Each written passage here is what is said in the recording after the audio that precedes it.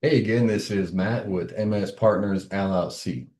Title companies, should you use it? Let me say up front, in most real estate transactions, using a title company is non-negotiable. But when it comes to small vacant land purchases, there are situations where it can make sense to close without one, if you know exactly what you're doing. Let me explain. Title companies protect you or protect buyers by verifying ownership, checking for liens, handling escrow, and ensuring giving you title insurance. They're essential on houses and high value properties, non-negotiable. But with small land deals, sometimes the closing costs can almost be as much as the property itself. That's when buyers, you start asking questions, right? So here's a few situations where skipping title company might be reasonable. First, a low purchase price. If you're buying a property for a couple $1,000s, paying an additional 1,500 in closing costs just might not make sense. If you're buying a desert lot on the outside of town, a 1 acre lot for maybe $1,000 or less sometimes, it just doesn't make a lot of sense to pay $1,500 extra for the title to handle everything. So the second reason is simple ownership. It's a single owner. There's no heirs, no complicated history.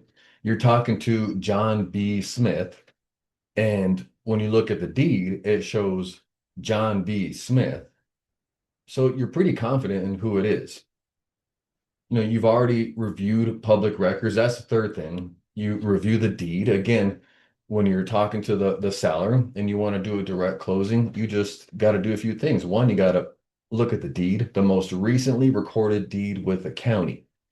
And if it shows the person's name who you're talking to that says they're the seller, well, you got a pretty good shot that you're working with the seller.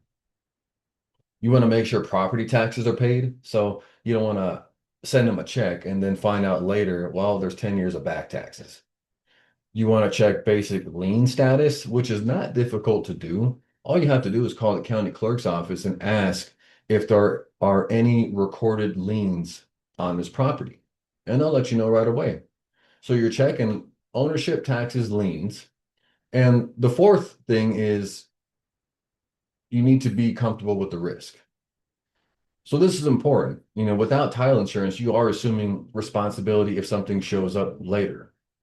So this approach is usually reserved to more for experienced buyers who understand how to verify basic information independently. And even on small properties, you should always use a purchase agreement, a written purchase agreement, record the deed properly with the county, which is non-negotiable. You have to do that just to record your ownership, right? If you don't do that, then you got the deed, but according to the county, you still don't own it. Confirm taxes, you want to verify seller's identity, which is going to be done with a notary when they sign the deed. So it says John B. Smith on the deed. He says he's John B. Smith, and then when he meets with the notary is going to check his ID, and it says John B. Smith. You're you should be in good hands at that point. So skipping the title company does not mean skipping due diligence. You got to make sure you do your due diligence. Here's the key takeaway. Not using a title company on small land deals isn't about cutting corners. It's about understanding risk versus reward. I hope this helped. If it did, please like and subscribe. If you live near a beach anywhere and water temperature is okay, get out there and do a little surfing for me, please, and live well. I'll see you on the next one.